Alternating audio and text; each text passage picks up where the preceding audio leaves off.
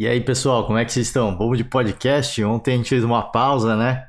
E eu tava acompanhando as redes sociais, especialmente em relação ao título da Argentina, né? Tava acompanhando a festa do torcedor argentino, porque a delegação, né, voltou para casa. No caso, a casa é a Argentina, que não é a casa de muitos, obviamente, né?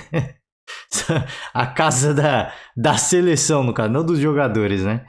E aí, uma grande festa, né? Feriado nacional. Pô, procura imagem aí. Se você não viu, procura imagem, né? Procura imagem, como diria da Atena. Cara, impressionante. Impressionante.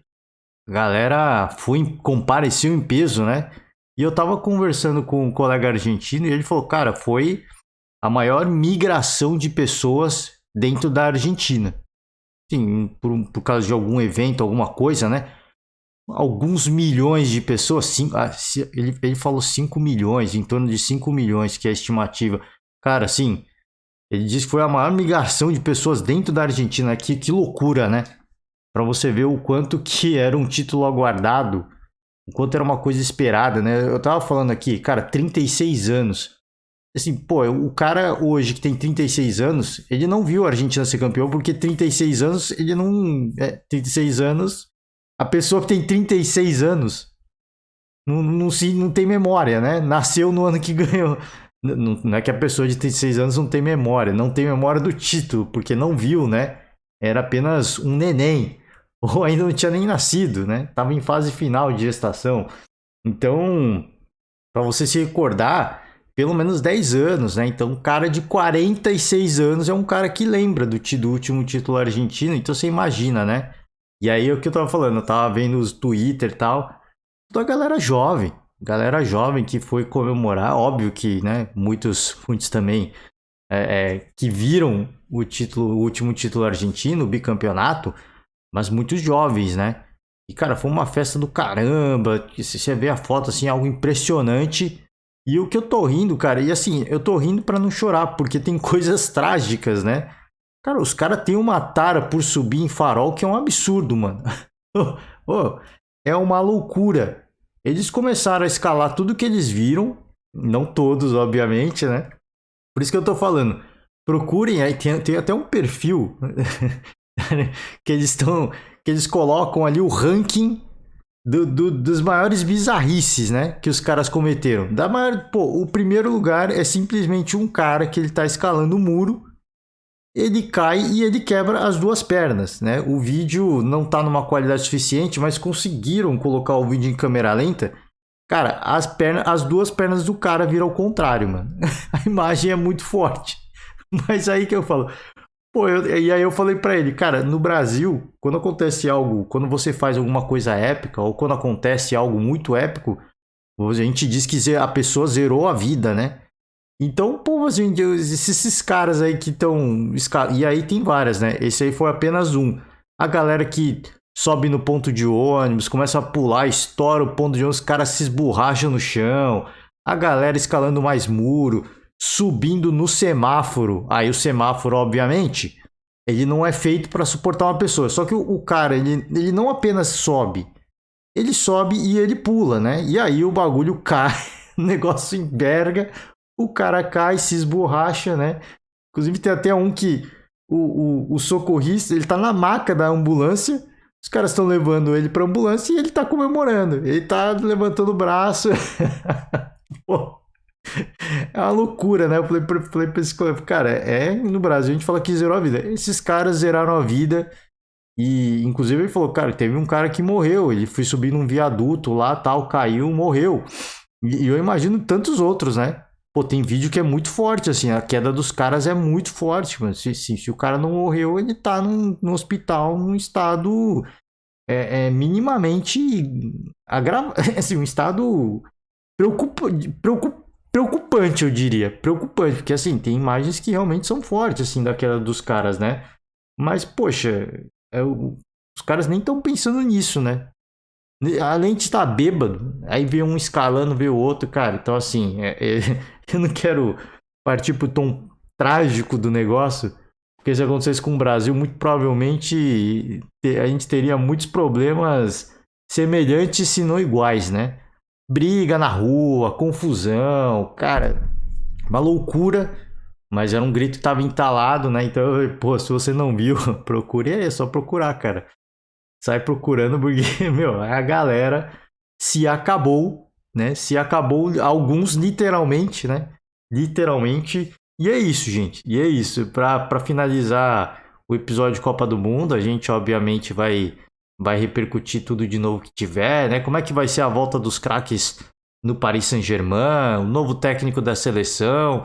O Neymar, ele foi um pouco falado nos últimos dias, né? Por causa das festas, né? Ele está em Florianópolis, se eu não estou enganado, com o Gabriel Medina. E eles estão ali organizando várias festas e tal. E aí, para muita gente, é uma coisa de que gera revolta, né? Pô, Brasil. Cara, assim, eu não vejo problema nenhum. O Neymar, ele, pô, perdeu a Copa, ele vai fazer o quê? É óbvio que é aquilo que a gente fala, assim, precisa, né? Precisa da divulgação que tem, precisa de tudo isso, porque a gente vê, né? Assim, a galera que tá comparecendo, as festas você não pode usar o celular na festa. Mas antes e depois da festa a galera tá tirando foto. Então, assim, tá aparecendo a mulherada, né? Os carrão e tudo mais. E aí a galera fica naquela, né? Pô, assim, já tem muito invejoso. É uma coisa que a gente até falou antes da Copa, quando a gente falava de Neymar, né? Já tem muito invejoso. O Brasil saiu da Copa da forma que saiu. O Neymar nem bateu o pênalti. Cara, assim, é aquela coisa. Pô, não custa se preservar um pouco mais, né? Um pouco mais. É aquela coisa. Eu não tenho nada com isso, não. O Neymar, ele tem dinheiro e ele quer. E ele tá triste, cara. O jeito de esquecer a tristeza é ir pra gandaia. Não tem jeito, né? Não tem jeito. Ou ele vai pro. Ou ele vai pro Tibete lá meditar com os monges, que é uma opção. Ou, em termos de carreira, eu acho que seria até uma opção bacana, né? Pra ele tomar algumas escolhas legais de carreira. Mas o outro lado, né? É a badalação, é a festa, é a curtição. Acho que tem que ir para esse lado mesmo. Todo mundo somos filhos de Deus, né? Somos todos filhos de Deus. Todo mundo gosta de uma gandaia e o Neymar não é diferente. Tem que curtir, cara. Esquece, cara, o que foi, passado, passado e agora é olhar para frente, né? É olhar para frente. A gente tiver de seleção brasileira, a gente vai tentar repercutir, mas por enquanto acho que o novo técnico só vai vir no ano que vem, né? E aí tem muitas correntes, né? O Vampeta, por exemplo, é um cara que diz, pô, vai ser um técnico brasileiro. Eu tenho certeza. Eles não vão inventar. Mas muita gente sabe que pode ser. Existe uma alta probabilidade de ser um brasileiro, mas ainda tem a esperança de que a CBF traga um gringo, né? Essa é a oportunidade, é o clamor popular. Então vamos ver, cara. Vamos ver se a CBF vai ceder ao clamor popular ou se eles vão optar realmente por um técnico brasileiro, porque aquela velha história, né? A gente sabe como é que é. E a gente fala sobre isso aqui, pô, a gente não tem prova de nada, né? Mas qual que é o interesse de você convocar alguns jogadores e não outros, né? Por que você não convoca um jogador consolidado e que está praticando um bom futebol e que está se destacando no seu clube, que no caso é o Gabigol, e você convoca um jogador muito jovem com um potencial gigantesco para jogar a Copa, né? Qual que é o interesse por trás disso? É aquela velha história, a gente não tem prova de nada e eu não gosto nem de ficar sugerindo coisa, mas existem coisas muito estranhas, né? E não só eu aqui, eu já falei aqui no podcast, mas muita gente na imprensa esportiva fala sobre isso. É muito estranho, ninguém tem prova de nada, ninguém fala sobre nada, mas existem coisas que são muito estranhas, né? E é por isso que fica nessa de os que são realistas, né? Não os sonhadores. Só, cara, vai ser um técnico brasileiro, porque esse cara ele vai fazer o que é necessário. Então, se houver interesse comercial, que eu não sei se tem, não estou falando que tem, mas se houver, é muito mais fácil você, pô, convoca o cara aí, né, do que um treinador gringo, por exemplo, o técnico do Real Madrid, o Carlos Ancelotti. É Carlo ou é Carlos? É Carlo, né? É italiano. Ancelotti, ele se traz um cara como esse, vir um dirigente da CBF falar para ele, cara, convoca o fulano e não o ciclano. Por quê? Ah, porque o outro é mais jovem, tem potencial de... Não, aqui não, amigo. Aqui não. Eu vim aqui para ganhar um título. Então eu vou convocar o cara que eu quiser. Se esse maluco não me interessa, eu não vou convocar. Então, assim, a gente sabe que colocar um técnico estrangeiro vai ter muitas condições de trabalho, né? E vai ser muito restrito. E, de novo, eu não estou dizendo que isso acontece. Mas existem coisas que é muito estranha, né? É muito estranho. Não estou falando que o Tite vai ganhar dinheiro com isso. Não estou dizendo isso. Mas, pô, é aquela coisa. Pô, fulaninho, ele é jovem, ele é muito bom jogador. E a gente falou aqui, pô, todos os jogadores que estão lá são muito bons jogadores. Mas na hora da disputa de penalidades contra a Croácia, pô, fez falta o tal do Gabigol, né? Fez falta, né? E aí é aquela velha história, né? Por que ele não foi, né? Por que ele não foi? Foi um jogador mais jovem. Ah, porque dá mais opções táticas, isso e aquilo, mas no jogo da Croácia ficou evidente que faltou opções táticas, né? Então, então por isso que eu digo, trazer um cara de fora pode ser um complicador, porque assim, ele vai ser pouco influenciável, né? Se for qualquer cara de fora, beleza, mas se for um cara do primeiro escalão, cara barra pesada, vai estar escrito no contrato dele. Interferiu no meu trabalho, né? Eu vou mandar para aquele lugar. Eu vou mandar mesmo. Vai estar escrito lá. E é capaz o cara pôr até multa. Se vier dar pitaco no meu trabalho, é multa de não sei quantos mil euros, né? É capaz, porque os caras se resguardam, né?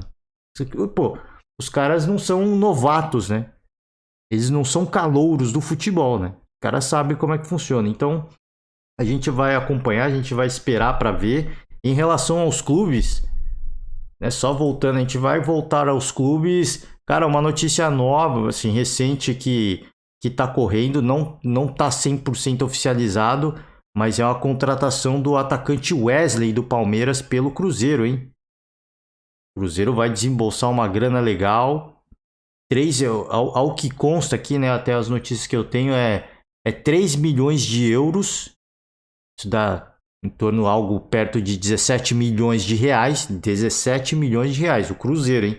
O Cruzeiro que é clube empresa e tem teto para tudo, para pagar tudo. Vai desembolsar a bagatela de 3 milhões de euros por 50% do passe do atleta. É um valor que, pelo potencial que tinha o Wesley há alguns anos atrás, eu vejo como pouco. Mas ele tem 23 anos já, né? Ele não se tornou aquela promessa. Teve post até dele na FIFA, né? Aquela monte de pedalada, né? Fizeram meme de tudo mais. A FIFA postou no Instagram dela. Então o cara ganhou uma visibilidade e tudo mais, mas não teve sequência, né? Ele não tem uma regularidade, mas é muito bom jogador. Eu acho que vai agregar muito para essa equipe do Cruzeiro. O Cruzeiro teve uma visão de mercado interessante. Porque ele não é um cara, por exemplo, como é o Patrick de Paula. O Patrick de Paula nos últimos tempos de Palmeiras, nos últimos dias de Palmeiras, já estava evidente, já se falava sobre isso, da badalação, o cara que já não estava mais com cabeça para o futebol. O Wesley não. Ele tá ele faz parte dessa geração palmeirense aí que se destacou muito cedo, mas que nenhum vingou, né? Talvez o Danilo só, né? Danilo, Gabriel Veron, Gabriel Menino, Wesley, o Patrick de Paula, né?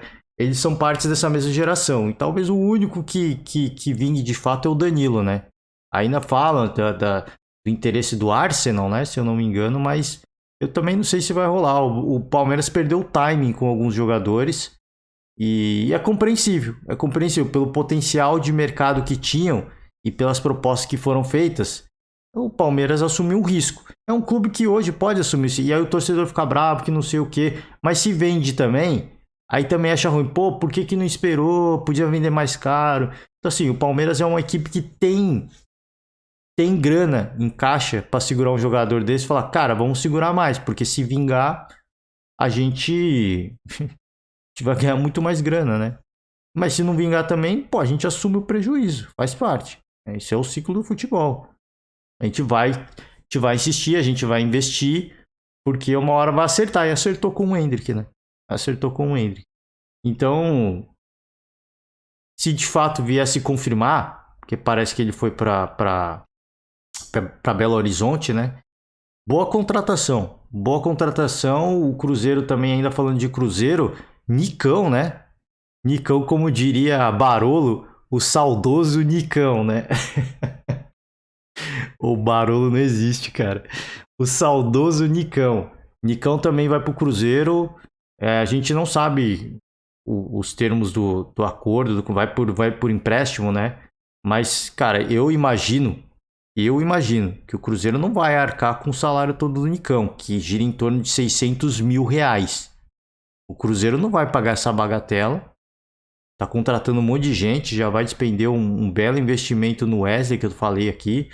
Então, assim, óbvio que o pagamento não vai ser à vista e não vai ser agora, a gente imagina, mas mesmo assim, o salário do Nicão é mensal, né? 600 mil mensal, eu acho que o São Paulo vai pagar alguma coisa aí, né? Pra deixar o Barolo ainda mais maluco, né? Pra deixar o Barolo, vários torcedores, vários setoristas do São Paulo maluco. Mas ao que consta, vai pro Cruzeiro e a gente fica nessa. Como é que vai ser os termos do acordo, né? Como é que vai ser? Cruzeiro também, o Cruzeiro, cara, assim, puxou uma barca, hein? O Cruzeiro puxou uma barca, uma galera, né? Uma galera. Matheus Vital, Ramiro, Rafa Bilu, né? Pô, foi uma galera, uma galera. O Cruzeiro tá se reforçando, quer fazer bonito, né? Quer fazer bonito na Série A. E, cara, vou te falar, mano, assim, o Ramiro Pô, o Ramiro teve o seu valor no Grêmio. É bom jogador, eu acho, assim. Ele pode render no Cruzeiro, assim, com menos pressão e tudo mais. O Corinthians é muita pressão, né? Então ele tinha identificação com o Grêmio, eu acho que assim, naquela equipe do Grêmio ele tinha identificação, foi pro Corinthians, é uma pressão diferente, fez algumas boas partidas, outras não tanta, não caiu nas graças da galera. Acho que no Cruzeiro com um pouco menos de pressão, também é um gigante do futebol, sim, mas é um novo Cruzeiro, é o que eu sempre falo, o Cruzeiro das glórias passadas não existe mais, não adianta o torcedor se iludir, achar que é o nosso Cruzeiro, não, o Cruzeiro da galera já foi, agora é o Cruzeiro do Ronaldo, é um novo Cruzeiro. Isso que eu digo, a pressão é menor, é como se fosse um clube novo, ele trabalha diferente. Mesma coisa o Matheus Vital. Acho que o Matheus Vital, ele é aquela coisa, que é o que eu citei o Wesley do Palmeiras, por exemplo. Fica naquela de, pô, vai vingar, não vai vingar. Grande jogo, mau jogo. Vai dar certo, não vai dar certo. Vende ou não vende, né? O Matheus Vital passou por esse ciclo também de uma semana é amado pela torcida, na outra já está sendo odiado, não joga nada. Então acho que esse ambiente vai ser bom para atletas como Wesley, como o Matheus Vital, como se tem o próprio Ramiro que está indo lá, o Nicão também, Nicão já com um pouco mais de idade, é verdade, mas a pressão é diferente, né? A pressão no Atlético Paranaense é uma. Ele vai para o São Paulo, óbvio, passou muito tempo lesionado, mas a pressão é diferente. A pressão que um torcedor, um jogador que vai para o São Paulo hoje é uma panela de pressão. É a panela de pressão. A equipe do São Paulo hoje, a gente. O que é o São Paulo? É uma panela de pressão. O cara tem que estar preparado mentalmente para jogar lá. Senão o cara não vai aguentar. E isso interfere. A gente sabe como é que é. Se você não está motivado, pô, não está legal, isso interfere na própria recuperação. Então, assim, existem problemas internos, estruturais do departamento médico do São Paulo? Eu acho que sim. Acho que pode ter coisas defasadas.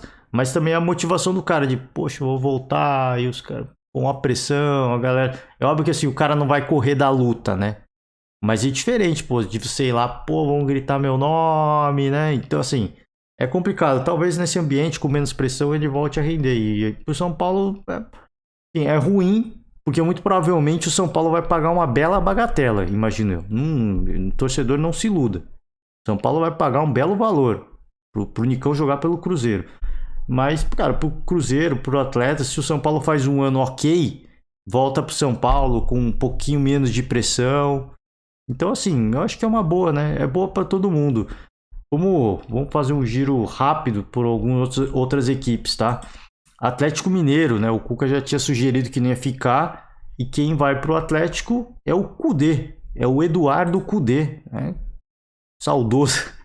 Falei do saudoso Nicão. Saudoso Eduardo Cudê, cara. Ele vai pro Atlético Mineiro. Era técnico do Inter, né? Saiu. Foi pro Celta de Vigo. Não sei o que aconteceu lá. Agora volta pro Atlético Mineiro. Clube com um elenco muito melhor que do Internacional. E eu acho que tem perspectiva de fazer um bom trabalho. Ele estava fazendo um trabalho legal no Inter, né? Ele tava fazendo. Tanto que quando ele saiu, pô, o torcedor ficou bem triste. Porque, cara, ele tava fazendo um trabalho legal. Eu acho que pode ser um. Pode fazer um bom trabalho no Atlético Mineiro, tá? Tentar. Começando em pré-temporada, tentar ajeitar a casa. Vamos ver, cara. Assim, eu tô com bastante expectativa em cima do Eduardo Cudê, tá? Do trabalho dele. Um que não. Um que pra mim é uma incerteza. Vasco da Gama e Maurício Barbieri, né? Maurício Barbieri, ex-treinador do Red Bull Bragantino, fez um bom trabalho lá, fez um trabalho legal. Essa última temporada foi muito ruim, por isso que eu digo assim, era um ambiente sem pressão. Ele viveu grandes momentos à frente do Red Bull Bragantino, mas a última temporada foi horrível e teve reforços. Então assim, o quanto que teve também de culpa dos jogadores, da gestão e do Barbieri para um clube como o Vasco hoje, que quer ser que quer voltar a ser, né? É o gigante da colina pro torcedor, mas pro Brasil olhar e falar, pô, é o gigante da colina, né? Que aquele olhar ameaçador, né? Cuidado, um time que assusta. Existe um respeito pela história, pela tradição do ex-Vasco, né? Porque hoje é Vasco 777, mas pô, o escudo é o mesmo, as cores são as mesmas, né? Então intimida, mas não intimida como antes. E você ter um treinador como o Maurício Barbieri, pô, eu não sei, cara, eu fico na dúvida. É óbvio que assim, ele estava num clube empresa que era o Bragantino. A avaliação da 777 deve ter sido uma avaliação de números, de trabalho que foi feito, não da última temporada. A última temporada eles devem ter entendido que algumas coisas, né? Quando você trabalha com muitas pessoas, algumas coisas começam a sair dos trilhos, é natural. Talvez eles tenham avaliado dessa forma. Talvez a minha avaliação é muito crua. A minha avaliação é óbvio que assim, eu não tô com números aqui do que quantos jogos venceu, quantos gols fez, metodologia, eu não tô com isso aqui. A avaliação que a gente faz é meramente intuitiva. De pegar o histórico do cara e falar, cara, é treinador pro Vasco da Gama para atingir o nível que o torcedor do Vasco da Gama tá esperando. Entendeu? Esse é o ponto, sim. O que ele conseguiu fazer no Red Bull Bragantino? Pô, chegou numa final de Sul-Americano. Talvez isso para 777, para esse primeiro ano de Série A com a 777, talvez seja o suficiente. Se ele repetir o feito de levar a gente para um final de Sul-Americano no próximo ano, tá ótimo. Porque aí a gente vai ter mais grana e a gente vai trazer um treinador melhor. Mas até lá, a gente precisa de um treinador que vai fazer um trabalho de captação de jovens, de promessa e tudo mais. Então esse pode ser talvez, se essa for a ideia da 777, beleza. Mas eu acho que, cara, não vejo ainda como, pô, esse é o treinador. Talvez no Vasco dê certo, talvez. Eu não sei, cara. No Bragantino deu certo por um tempo. A última temporada que eu falei foi um fiasco, né? Esse que é o problema. Isso que queima o filme, né? Porque, de novo, assim, não dá pra gente só se basear em números. A gente estava falando aqui da eliminação do Brasil e do trabalho do Tite. O trabalho do Tite, em termos de números, é algo excepcional. Mas os números não ganham uma Copa do Mundo. Então, todo o ciclo que você faz de trabalho para uma Copa, eu faço com. E aí, sai do futebol. Pensa numa empresa. Pensa assim, eu trabalho pensar uma empresa de carros aí. Pensa na Volkswagen, na Chevrolet, na Fiat, né? Trabalho numa empresa de carro, eu tenho 4 anos para desenvolver o carro. Vou desenvolver o carro, desde o conceito, tudo mais. Durante esses 4 anos, eu vou sendo elogiado pelos gestores, né? Pô, o cara trabalha demais, os funcionários estão felizes. Eu vi o design do carro, o cara tá com uma ideia inovadora, do carro ter painel solar e o caramba, tudo mais. 4 anos, o carro é lançado. Vendeu? Não vendeu. E aí, o que os caras vão fazer? Os caras vão mandar embora. Porque, pô, não adianta você ter ganhado um monte de prêmio interno da empresa, e lá o gestor do ano, pô, o designer do ano e tudo mais, chega na hora de vender, não vende. Porque a empresa investiu dinheiro para isso. É isso que eu falo, pô, não precisa pensar no futebol, pensa em qualquer empresa. Se você faz um trabalho de 4 anos e tem números absurdos, né? Pô, o cara tá cortando gasto aqui, tá todo mundo feliz, isso, aquilo, e o caramba, tá dando visibilidade pra marca, né? Pô, pra quem é fã de videogame, eu não sei, vocês são fãs de game? Tem um criador, um game designer chamado Hideo Kojima, né? Não sei se vocês conhecem esse cara, o cara é criador do Metal Gear. E ele, cara, ele começou a desenvolver, ele abriu a empresa dele, né, o estúdio dele, e ele começou a desenvolver o primeiro Death Stranding, né? Mas se você não conhece, procura aí.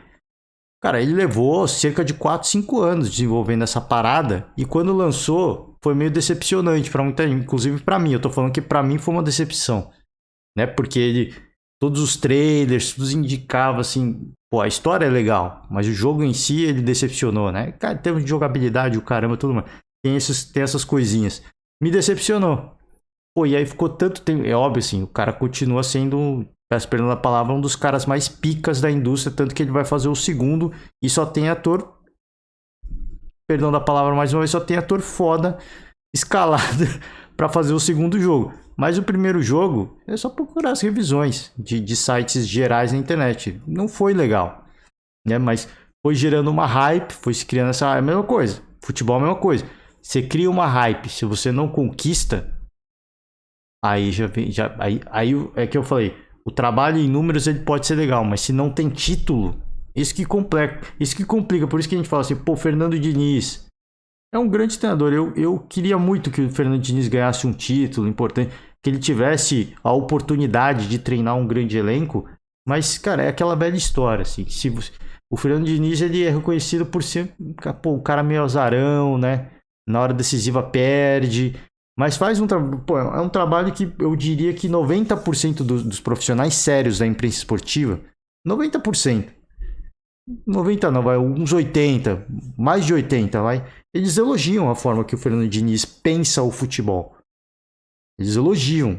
Só que aí você não ganha título, é complicado. Como é que, pô, na hora de decidir? É isso, cara. O trabalho todo é para esse momento. Se você não ganha, é complicado.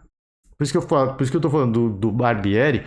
Se a ideia da 777 é que ele faça um trabalho de, pô, vamos captar jovem, vamos fazer um negócio diferente, porque não tem muito dinheiro. Esse primeiro ano vai ser meio de reconstrução. É para permanecer na Série A, porque ele conseguiu isso com o Bragantino, né?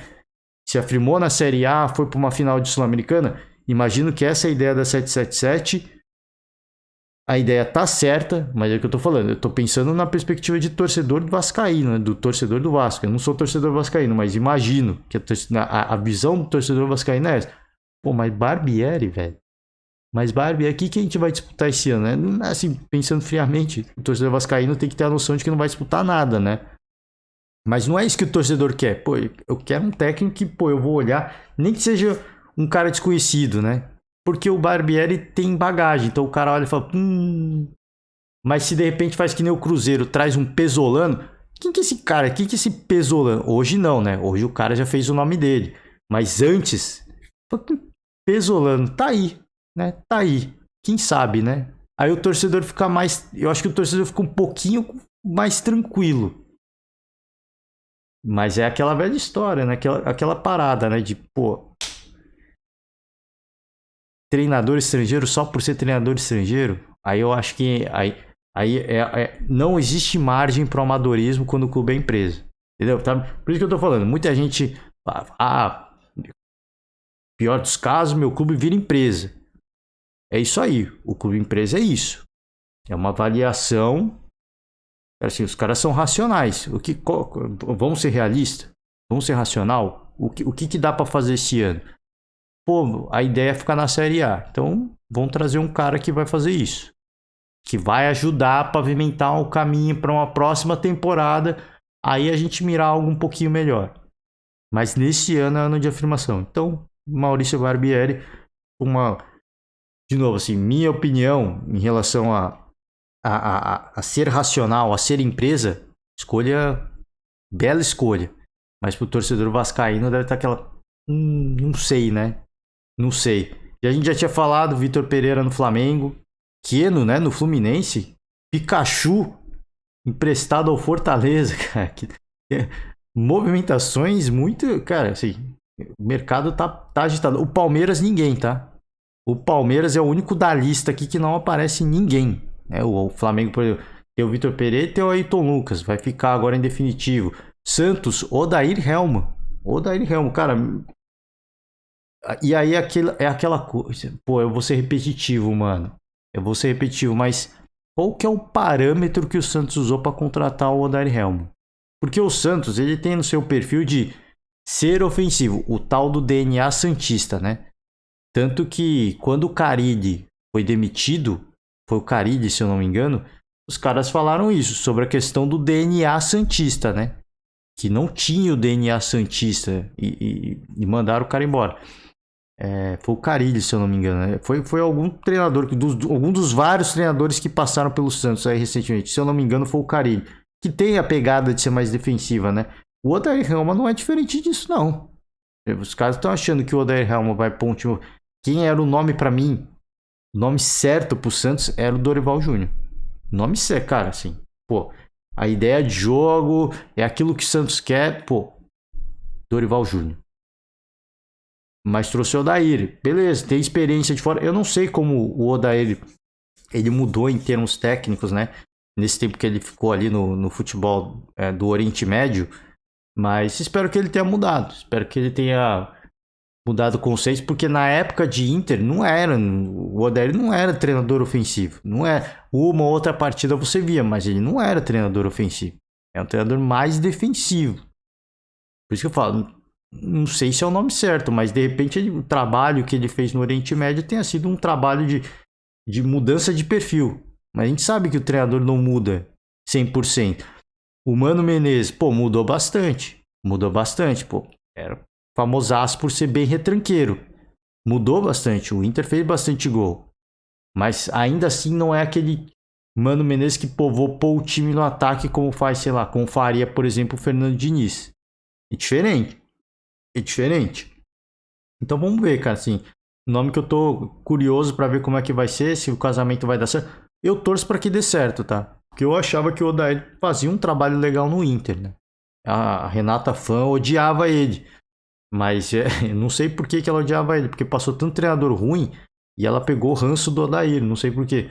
Mas ele vinha fazendo um trabalho legal, cara, frente ao que tinha o material humano que tinha o Internacional. Era o que tinha, pô. Tinha acabado de voltar da Série B, cara. Vai fazer muito o quê, cara? Não tem muito o que fazer.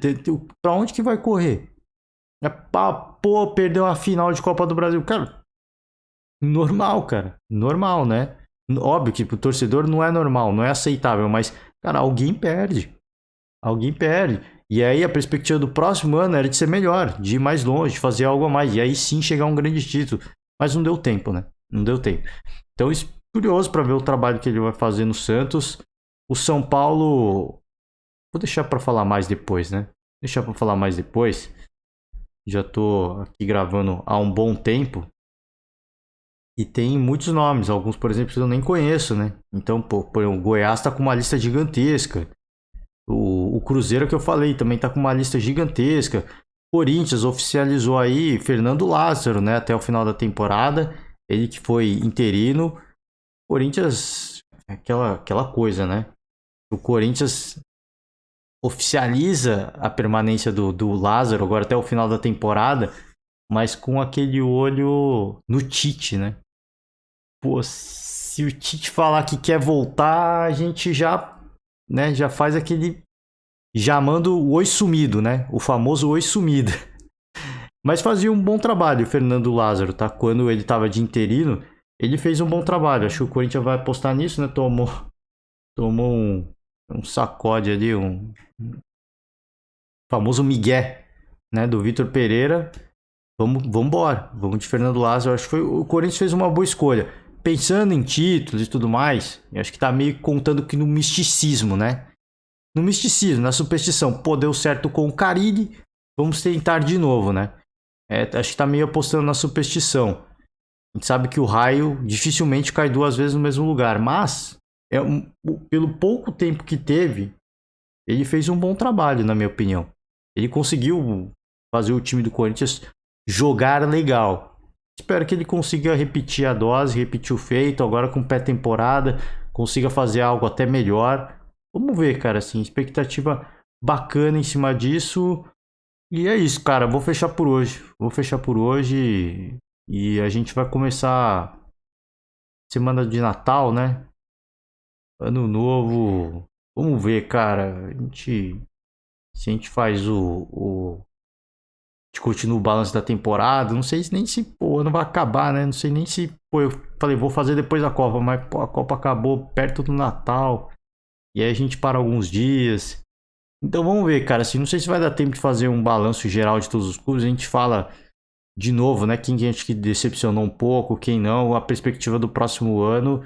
Quem dos times que subiu a gente imagina que vai fazer algo diferente, que vai surpreender, que vai beliscar alguma coisa legal. Vamos ver, cara. Se a gente. Vamos tentar gravar aí. Nessa semana entre Natal e Ano Novo, a gente tentar gravar dois.